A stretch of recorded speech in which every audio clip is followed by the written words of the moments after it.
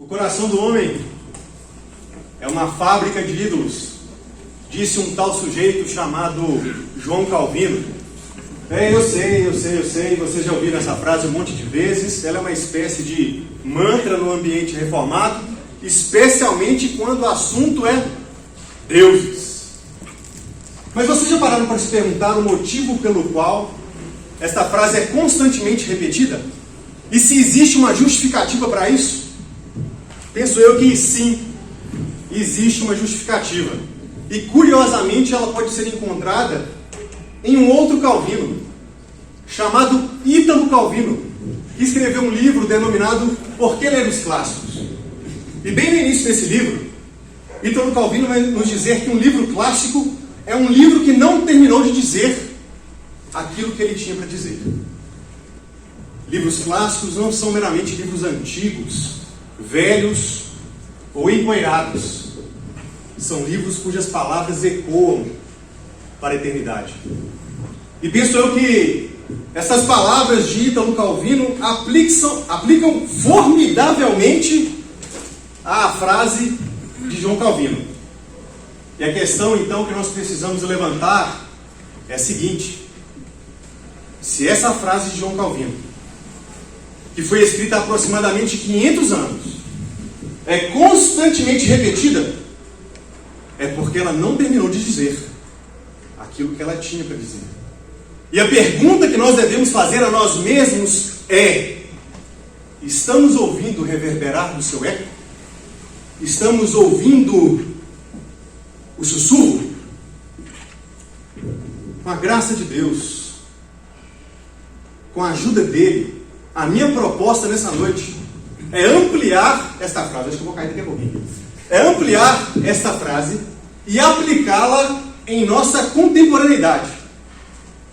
Mas talvez você está se perguntando: que relação tem a ver a frase de João Calvino com o tema deuses modernos? Tudo! Absolutamente tudo! Pois os deuses são as nossas próprias construções e criações. Eu gostaria de convidá-los para que vocês façam comigo um exercício imaginativo, ok? Quero capturar por um momento a mente de vocês. Pense em uma fábrica qualquer. Pode ser uma fábrica automobilística, uma fábrica de shampoo, ou pode ser a fantástica fábrica de chocolate. Agora imagine a matéria-prima chegando até esta fábrica e a fábrica produzindo aquela matéria ou produto em que ela é especializada. Ok? Conseguiram imaginar? Agora troquem a palavra fábrica por coração. E a matéria, ou material, ou produto, pelos nossos anseios e desejos mais profundos. Aí está você. E perigosamente, aí pode estar o seu Deus. E talvez você não entendeu nada ainda do que eu disse até aqui. Então tá bom, deixa eu resumir com algumas frases clichês que inclusive se tornaram títulos de livros. Você é aquilo que ama. Você se torna aquilo que adora. Os deuses modernos nada mais são do que a revelação e a manifestação dos nossos compromissos mais caros. A aspiração da radicalidade da nossa existência e coração. É um reflexo de uma alma desorientada. E se tudo que eu disse até aqui é verdadeiro, nós temos pelo menos uma resposta para explicar a multiplicidade e a constelação de deuses que existe no dia de hoje. E a resposta é mais ou menos o seguinte: o número de deuses é proporcional ao número de corações que anseiam por algum tipo de redenção. O apóstolo Paulo ficou profundamente indignado ao visitar Atenas, diante da multiplicidade e panteão de deuses. Mas pensou que provavelmente ele teria um infarto se vivesse nos dias de hoje. Diante dessas circunstâncias, diante dessa atmosfera, que eu quero que vocês reflitam. É justamente nesse contexto, isto é, um coração que anseia, que deseja por algum tipo de redenção, por algum salvação é que os deuses são invocados. E da mesma maneira que nos tempos antigos haviam deuses mais famosos e populares do que outros, nos dias de hoje também existem deuses que são mais famosos e populares do que outros. Ou utilizando uma linguagem aqui mais jovial, existem deuses que estão no hype, no topo.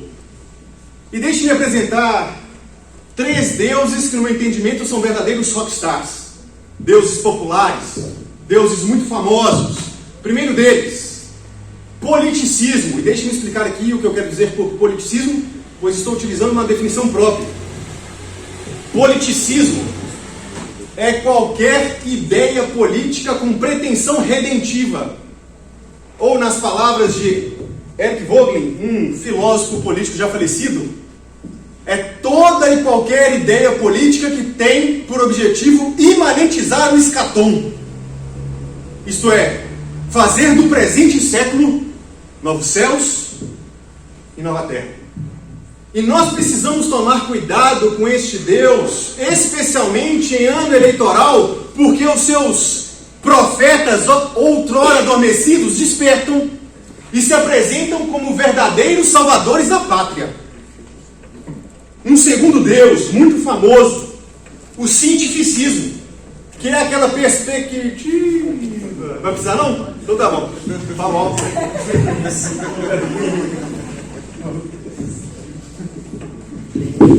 Segundo Deus, famoso, muito popular, o cientificismo, que é aquela perspectiva ou corrente que diz, que afirma que a ciência e somente a ciência ou uma metodologia científica específica pode adquirir um conhecimento seguro da realidade. Só eles. Qualquer outro tipo de conhecimento está numa segunda categoria. É mera opinião, ou doxa, como diz Platão. E aqui um terceiro Deus, muito popular e famoso, o sexo, em suas variadas formas. Mas agora eu quero que vocês entendam muito bem, para que vocês não me entendam mal. O sexo, a ciência, a política não são deuses em si mesmos. Nem são coisas ruins em si mesmas. O problema é quando nós pegamos essas realidades e as transformamos em realidades transcendentais e, consequentemente, objetos da nossa adoração. O problema é quando nós prestamos culto a estas criaturas. Mas hoje, a minha proposta não é também falar muito sobre estes deuses, pois já existem livros, já existem muitos vídeos na internet. O assunto já foi muito discutido. Eu quero falar sobre aqueles deuses menos populares, periféricos, sutis, que passam às vezes desapercebidos. Quem aqui já teve a oportunidade de ler a Ilíada de Homero? Por favor, levante a mão. Nós temos 3 pessoas aqui, 4 pessoas. Ótimo. Deixa eu fazer uma pergunta para vocês aqui. Vocês se lembram qual foi o Deus que tentou afogar o herói Aquiles quando ele tentou atravessar o rio durante a guerra de Troia? Alguém se lembra? Não? Oi? Não lembro. Não precisa ficar constrangido, porque eu também não me lembrava. Eu não me lembrava não, até fazer essa palestra. Eu me lembrava do evento. Eu li há muito tempo a Ilíada. Mas o nome desse Deus é Escamandro. Mas aí vocês estão se perguntando assim, o que tem isso a ver? Eu quero falar sobre esses deuses que nós não conseguimos nomeá-los. Eu quero falar sobre esses deuses que não são como Zeus, ou Poseidon, ou Hades, ou Hefesto, ou Atena, ou Afrodite. Eu quero falar justamente sobre esses deuses que passam desapercebidos e estão tentando nos puxar para baixo como o herói Aquiles e querem nos afogar. É sobre eles que eu quero falar. Primeiro Deus moderno, não tão popular assim, talvez, não sei, mas extremamente perigoso, talvez mais perigoso que os deuses populares. Ele se chama entretenimento. A palavra entreter, muito tempo atrás, significava manter junto ou unido de. Foi só posteriormente que ela passou a ter o significado que nós conhecemos hoje. Que é o quê? Divertir, Mas é curioso pensar porque o objeto de entretenimento nos tem uma força que faz-nos o quê? Faz com que nós nos mantemos o quê? Unidos, juntos dele. É sobre ele que eu quero falar. O entretenimento. E o que não falta nos dias de hoje é o quê? Diversão. Entretenimento. Ao ponto do Prêmio Nobel de Literatura, o premiado Nobel de Literatura Mário Vargas Llosa, chamar a nossa civilização de civilização do espetáculo. Pois nós queremos constantemente doses diárias de impulsos para que nós possamos sair do quê? Da mesmice, da canseira e do enfado. Vamos aqui pensar em alguns exemplos, para que vocês, de modo lúdico, pensem um pouquinho sobre isso e reflitam um pouquinho sobre a diversão.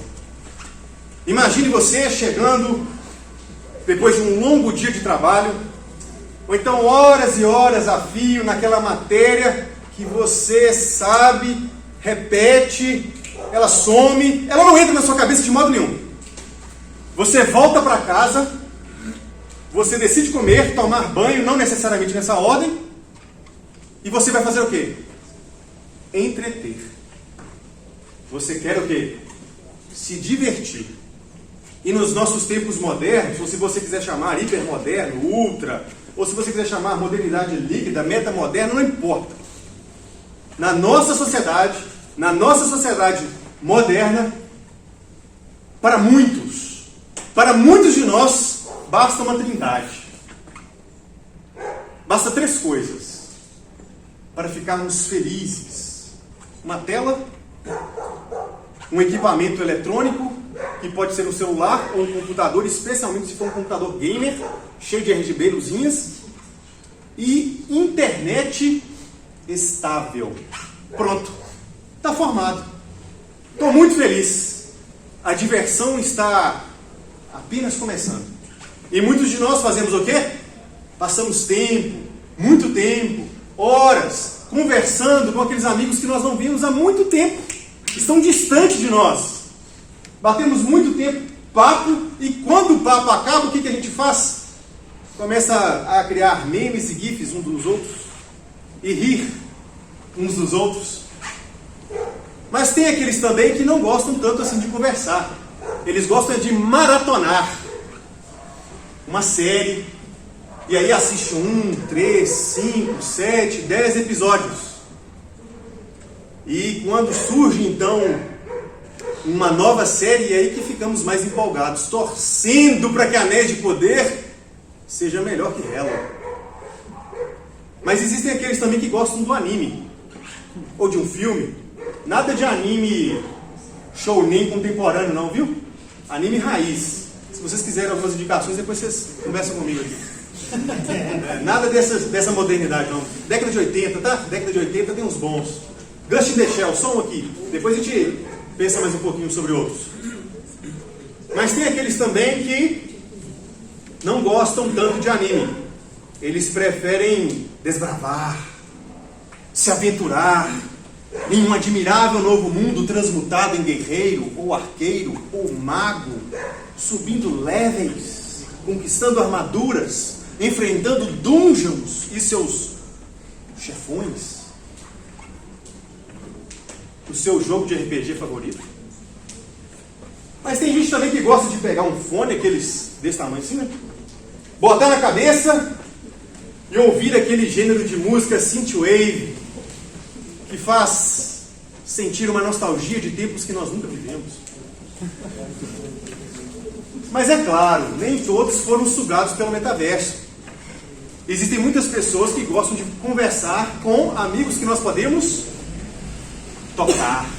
E então nós convidamos os nossos amigos para uma mesa de bar, tomar uma Coca-Cola bem gelada para evitar polêmica. Tem gente aí, eu sei, que acompanha o raciocínio aí. Então beleza, né? Mas também existem aqueles que gostam de ir no rodízio de pizza, não é? E não é muito bom? E disputar quem come mais fatias. Até naquele momento em que a próxima fatia é gula. Tem que parar por aí. Tem que parar antes da bula. Mas existem aqueles também, duvido muito, né? Duvido muito.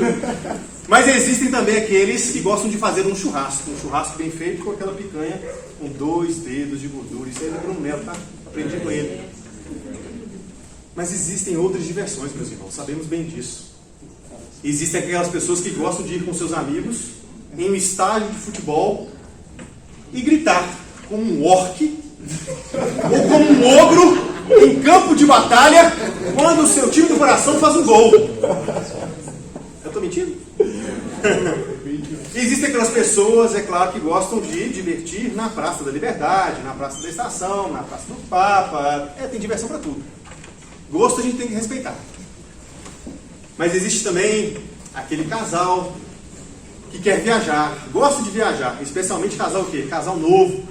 E não importa se está fazendo frio ou calor, não importa em região. O importante é que o hotel tem que ser tudo incluso. E o hotel tem que ter também uma cama boa, um lugar bom e apropriado. Mas aí os anos passam, chegam os filhos, e aí não dá mais para ir com tanta frequência assim para o hotel. Eu preciso ir para aquela praça que eu não gosto. Para os meus filhos se divertirem. E eu acabo me divertindo também. Porque são o quê? Os meus filhos. Aí, é claro, é aquele exemplo que não pode faltar. Nós precisamos falar dos nerds. A diversão dos nerds é o quê? Livros, livros e livros. E é muito bom mesmo, meus irmãos, especialmente literatura, onde nós, por analogia, temos experiências que nós talvez nunca teremos na realidade concreta. E nós poderíamos passar aqui várias e várias horas falando sobre outros tipos de diversões nos dias de hoje. Nós podemos falar da trilha, nós podemos falar da Moto Tour em 1.600 cilindradas, um mapa e um destino. Nós podemos falar do acampamento, nós podemos falar do luau, nós podemos falar da praia, nós podemos falar do futebol de sabão, nós podemos falar do bananão, nós podemos falar do castelo de areia, nós podemos falar do futebol, do voleibol, do basquetebol, do esporte de maneira em geral. Nós poderíamos falar de tantas coisas que divertem. E isso, repito aqui, é bom. É muito bom. Só que a gente precisa lembrar que o problema é quando nós fazemos dessas coisas o quê? Deuses. Tudo isso que eu acabei de dizer, meus irmãos, entendam bem. Tudo isso é, como disse Joe Igney no seu livro As Coisas da Terra, dádivas.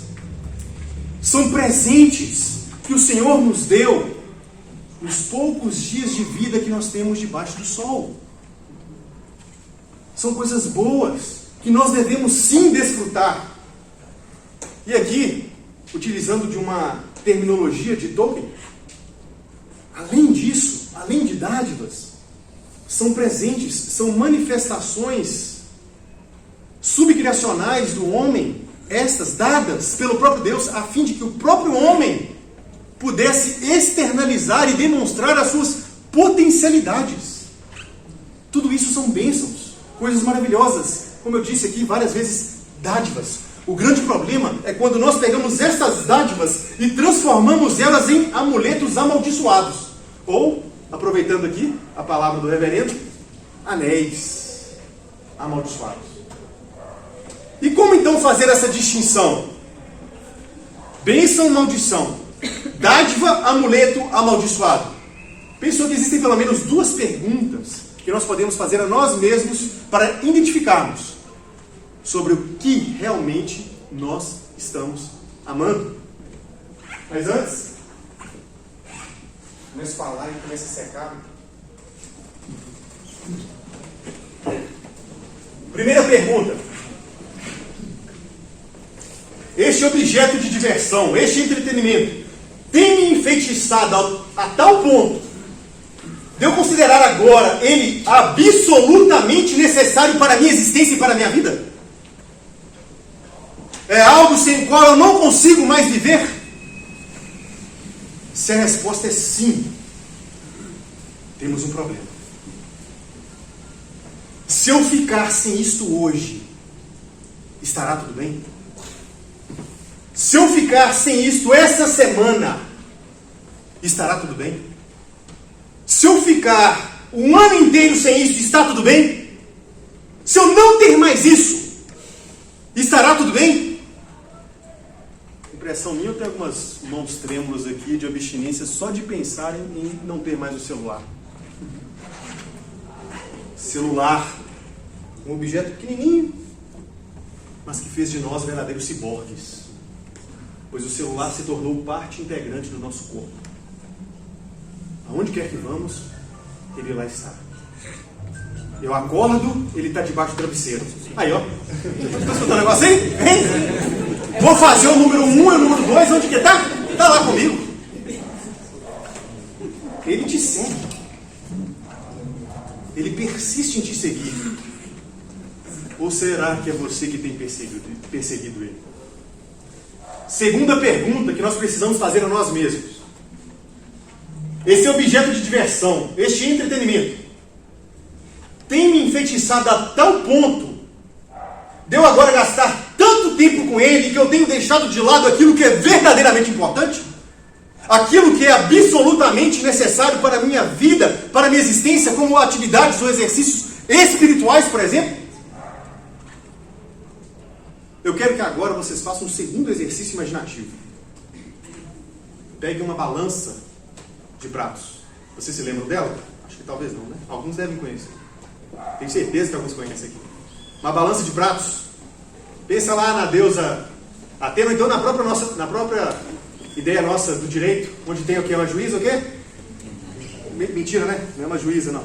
Tem uma mulher com os olhos vendados, o quê? Segurando o quê? Uma balança. Do outro lado, não lembro para não. O que era? Uma espada. Obrigado. Então pega essa balança aí. Agora de um lado você vai colocar o quê? A diversão, o entretenimento. E do outro lado você vai colocar o quê? Você vai colocar os seus exercícios e suas atividades espirituais. Oração, leitura e meditação da palavra de Deus, comunhão com os irmãos, culto, literatura boa, que dá glória a Deus. Coloque isso nessa balança. Como é que ela está? Assim? Assim? Lembrando que aqui o quê? Diversão. O que você tem dado mais peso? Ou ela está assim? Ou ela quebrou? De tanto que você se preocupa com isso e se esquece disso. Irmãos, tudo que eu acabo de dizer para vocês a respeito da diversão me faz lembrar uma passagem do Sermão do Monte, onde Jesus nos diz que nós não devemos buscar tesouros onde o ladrão pode roubar ou a traça pode o quê? Correr. Nós devemos buscar tesouros o quê? No céu. E aí ele vai dizer: aonde está o teu tesouro, aí está o seu quê? O seu quê? Coração. Mas Lucas, ali ele está falando sobre riquezas materiais. Mas se você me permitir uma aplicação mais ampla, não é verdade também que o nosso coração sempre estará onde está o nosso tesouro, a que eu investi, independente da natureza do tesouro? É verdade? Ou é mentira? Aiden Wilson Tozer, conhecido por nós como A.W. Tozer, em seu livro A Raiz dos Justos, ele vai dizer que tempos atrás ele leu um filósofo alemão, que ele não lembrava o nome, que disse algo mais ou menos assim, olha: quanto mais coisas um homem tem dentro dele, dentro do próprio coração, menos ele precisará das coisas de fora. E a excessiva necessidade das coisas exteriores provam a falência do homem interior. E a partir então dessa frase, Tozer vai desenhar, vai moldar o homem moderno, demonstrando que o homem moderno está em declínio. Sabe por que ele está em declínio? Porque ele não tem um manancial no seu peito. Ele precisa constantemente de injeções psicológicas, porque ele não tem uma força interior capaz de subir acima dessas doses, para que ele possa ter então coragem para continuar vivendo, ou seria sobrevivendo, ou seria existindo. O homem moderno precisa constantemente de coisas fora dele, porque aqui dentro não tem nada. Está vazio. E que ironia, né? O homem moderno busca as coisas de fora, cada vez mais, só revelando quem ele realmente é. Um nada, um vazio. E aqui pegando uma expressão, mudando aquilo que deve ser mudado, né? Utilizando para o nosso contexto, Albert Camus escreveu um livro chamado O Estrangeiro. É curioso que o estrangeiro, ele é estrangeiro para si mesmo. Esse é o homem moderno. Ele não sabe exatamente quem ele é. Está vazio. E a verdade seja dita, meus irmãos, não existem deuses modernos. Sabe por quê? Porque deuses atravessam séculos, eras, milênios. Olha que interessante. Tempos atrás eu tive a oportunidade de estudar um pouquinho sobre o bobo da corte, ou o bufão. Todos aqui conhecem, já ouviram falar do bufão, certo? O bobo da corte. Qual que é o objetivo do bobo da corte? Entreter quem? O rei, a rainha, a nobreza, ok? Eu pensava até que ele tinha surgido na Idade Média, mas descobri pouco tempo atrás que ele já existia desde a Antiguidade Oriental entre os egípcios. Mas o que mais chamou a atenção foi o propósito por trás do entretenimento. Sabe qual era? Alguns reis deixaram cartas. Os reis contratavam bufões porque eles queriam a cabeça cheia, para não se lembrarem de que um dia toda a glória, toda a majestade, todo o louvor iria desaparecer, porque todos nós vamos morrer.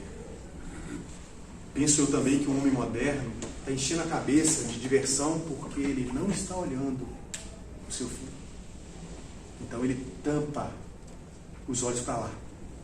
E quer agora o quê? Aproveitar aqui, ó. Agora. Vamos nos divertir, não é o que dizem por aí? A vida é curta. Vamos! Uma vida sem arrependimentos. Vamos! O homem moderno esvaziou a si mesmo. Assumiu a forma de servo e tornou a semelhança do seu próprio Deus. E continua sendo obediente até a morte. E morte de vazio. Vazio existencial. Mas vamos deixar agora esse Deus de lado e vamos pensar em um outro Deus também, menos popular, mas muito poderoso. Se chama reconhecimento. Aí, Jonas, vou beber esse tempo todo aqui, viu? Eu bebo água mesmo.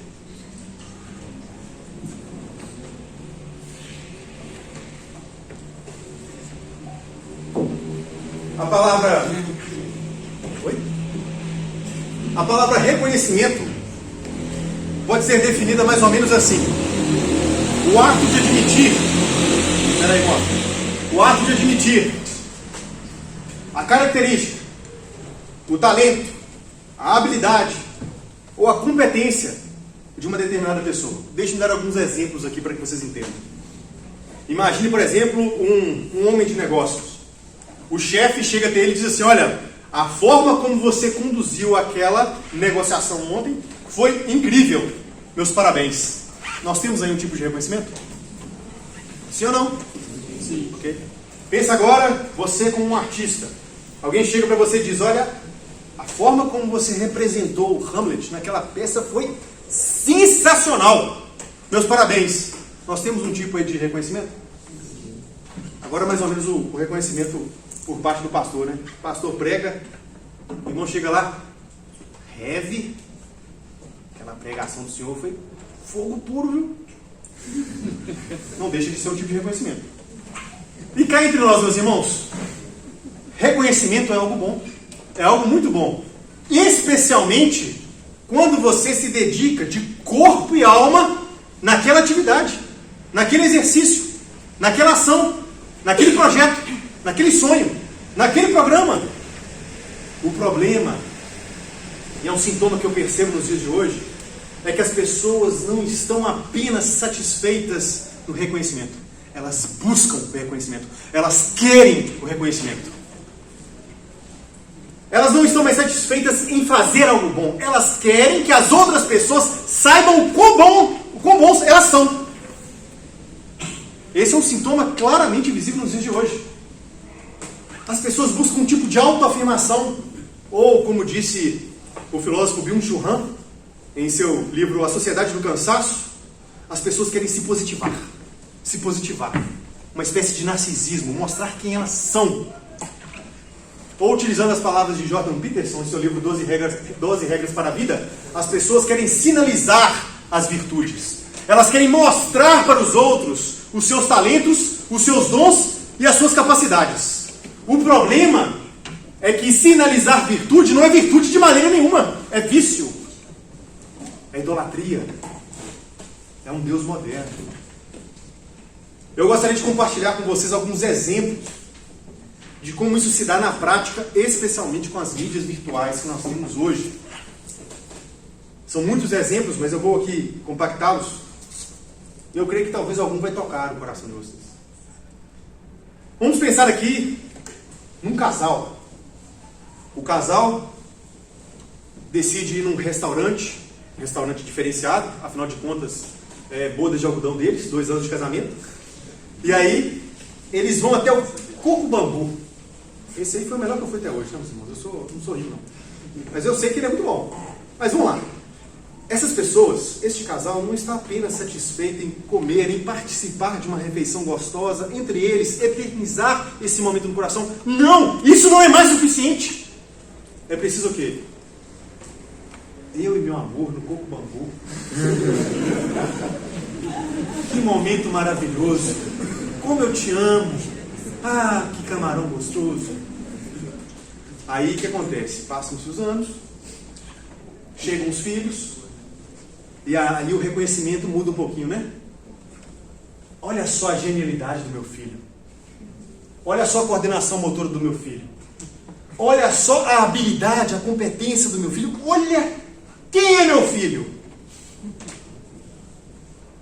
E aí nós podemos passar aqui um pouquinho para as mães.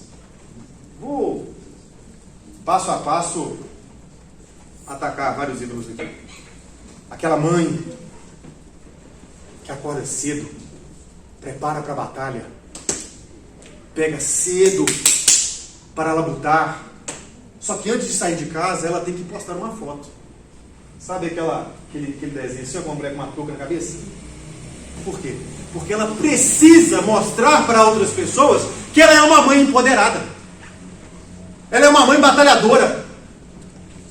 Ela precisa mostrar para as outras pessoas que ela pode, que ela é capaz.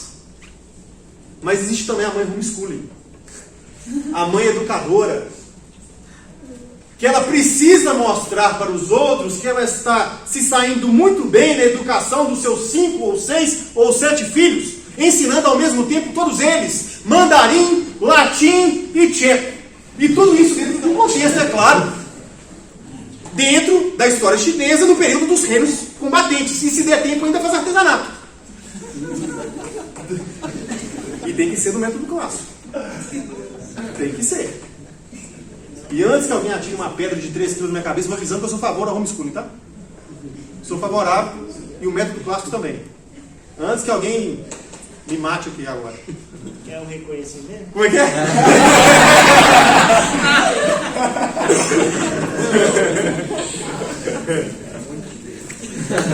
Vamos voltar aqui.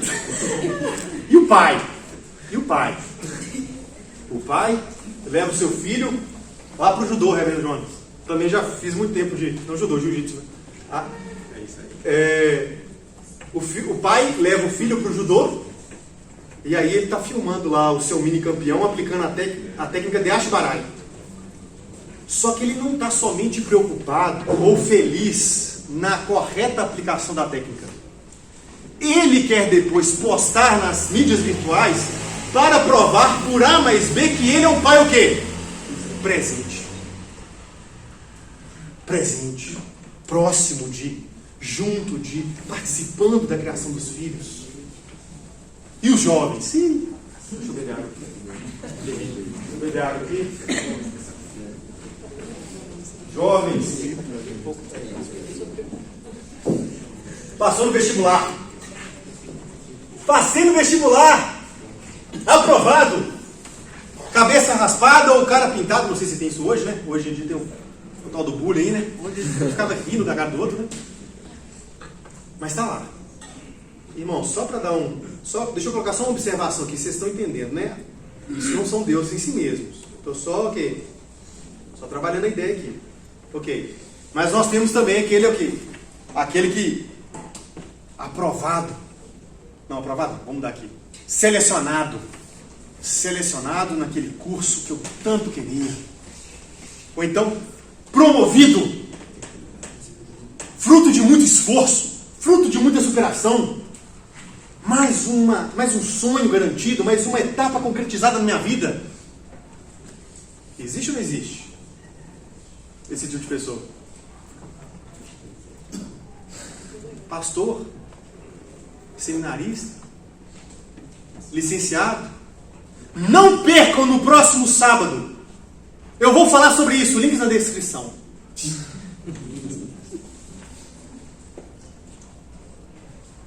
Eu e minha ovelha querida. Visita maravilhosa com café e broa de fubá. E glória. Ou então, para mim, esse aqui, eu vou ser sincero com os irmãos. Eu não estou dizendo que todos os casos são pecaminosos, mas eu vou falar, eu acho que deve ser a maioria. Só palpite. A cena é mais ou menos o seguinte, ó. Você tem uma foto, aí você tem um notebook, uma xícara de café e um monte de livros. Estudando sobre o termo Basileia no Novo Testamento e na patrística para o próximo estudo. Existe. Já cansei de ver, mas não estou fazendo julgamento. Nós poderíamos aqui também continuar com vários e vários exemplos. Mas agora, eu quero que juntos pensemos um pouco sobre possibilidades. É possível vencer esses deuses? Será que é possível vencer essa batalha? Existe uma arma destruidora de deuses? Sim, existe uma arma destruidora de deuses. E o nome dela é Shinha Bar Adonai. Alegria no Senhor. Aqui, meus irmãos, eu não sou nenhum especialista em hebraico, viu? Eu só achei que ficaria mais bonito. Uma arma destruidora de Deus com um nome em hebraico. E da mesma forma que a gente pega uma palavra em inglês, já viu? E coloca num objeto, etc. Então, fica mais chique. Parece que tem uma maior importância. O quê? Fica o quê? Então tá bom. Ou aquilo que John Piper constantemente diz em seus livros, e aqui vamos deixar a polêmica de lado, né? Em seus sermões, hedonismo cristão. Se alegrar em Deus, deleite em Deus, prazer em Deus, rir em Deus. Essa é uma arma que destrói qualquer Deus. Mas eu não posso dar uma resposta seca assim para vocês. Essa arma, ela tem múltiplas formas. Eu quero então agora destrinchá-la, dividi-la, para nós atacarmos primeiro o Deus entretenimento e depois nós vamos atacar o Deus reconhecimento. Primeiro, como destruir o Deus entretenimento? Quem aqui já leu um livro mais ou menos famoso chamado Eclesiastes? Levanta a mão. Já leu? Não deu. O livro de Eclesiastes nos fala sobre uma jornada. A jornada de Salomão, que procurou debaixo do sol propósito, sentido, felicidade. Algo que pudesse preencher o vazio do seu coração. Algo que pudesse trazer água, comida para a sua alma e para o seu espírito. Ele teve que percorrer vários e vários caminhos. E lá no capítulo 2, sabe qual foi o caminho que ele procurou? Diversão. Pois ele vai dizer assim lá no capítulo 2, ó, vamos coração, vamos aproveitar, vamos nos alegrar. E o primeiro divertimento dele, o primeiro prazer, foi o prazer do vinho. O vinho, de modo geral, na Sagrada Escritura, simboliza a alegria e as bênçãos que o Senhor dá para o seu povo. Ele fez uso do vinho tanto de forma moderada quanto de forma exagerada, porque o texto vai dizer que ele se entregou à loucura, ou seja, ele se embriagou. Sabe por que ele fez isso? Porque ele queria ver o que daria lá no final. Qual que é o fim desse caminho? Qual que é o final da jornada? E sabe o que estava lá? Nada. Frustração. Insatisfação. Então, sua conclusão? Tudo é vaidade. É como correr atrás do vento. Mas isso significa que Salomão está negando toda e qualquer beleza? Todo e qualquer prazer? É claro que não. Não está dando para ver aqui agora, mas esse IP, essas flores, esse painel e essa cruz, iriam refutá-lo. Salomão está nos chamando para nós olharmos para as coisas debaixo do sol, mas também termos os olhos fixos naquele que está acima do sol. Salomão está nos convocando para que nós não olhemos para as coisas debaixo do sol como deuses, mas ver o Deus além delas e acima delas. A vida é muito bela, meus irmãos, e existe muita diversão. O problema é que muitas vezes nós não sabemos aproveitar. A vida é maravilhosa, mas nós não podemos esquecer do propósito para o qual nós fomos criados: glorificar a Deus e alegrar-se nele para sempre. Os prazeres debaixo do sol não podem ser os nossos deuses. Sabe o que são essas coisas debaixo do sol? Lampejos, fragmentos, fagulhas de uma glória maior que nos aguarda. A vida do lado de cá é como um menino que está olhando para a fechadura, para o buraquinho. Existem coisas maravilhosas lá. Um salão enorme do lado de lá. Novos céus, nova terra. Devemos viver como um narniano. Nós devemos viver olhando para a beleza debaixo do sol, olhando para os prazeres debaixo do sol, mas dizendo também aquilo que Luiz disse no seu ensaio Peso de Glória. Tudo de bom aqui é o perfume da flor que nós não encontramos, o eco da música que nós não ouvimos, notícias de um país que nós não fomos. Tudo isso aponta para a verdadeira felicidade, Jesus, a alegria dos homens. Portanto, morra de tanto viver. Tem um livro assim, Nathan Wilson: morra de tanto viver, mas não se esqueça daquele que morreu por você, Jesus Cristo. Morreu pelos nossos pecados e ressuscitou para que fôssemos justificados. Subiu aos céus, está à destra de Deus Pai Todo-Poderoso, e um dia voltará para julgar vivos e mortos. Um dia Ele será tudo em nós, tudo. E então a nossa alegria estará completa. Mas tem um outro Deus para a gente atacar, não tem? Mas antes, o reconhecimento, como atacá-lo? A verdade, meus irmãos, é que nós não precisamos do reconhecimento de ninguém. Salomão também, em Eclesiastes, lá no último capítulo, vai dizer assim: olha, a suma da nossa vida, a síntese da nossa existência é: teme a Deus e obedeça os seus mandamentos, pois este é o dever de todo homem.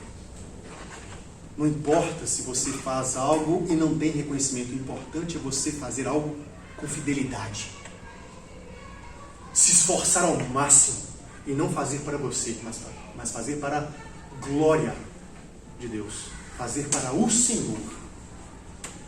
O reconhecimento pode sim chegar, mas não se preocupe com ele. Se preocupe em ser um homem, uma mulher fiel ao Senhor. Isso é importante.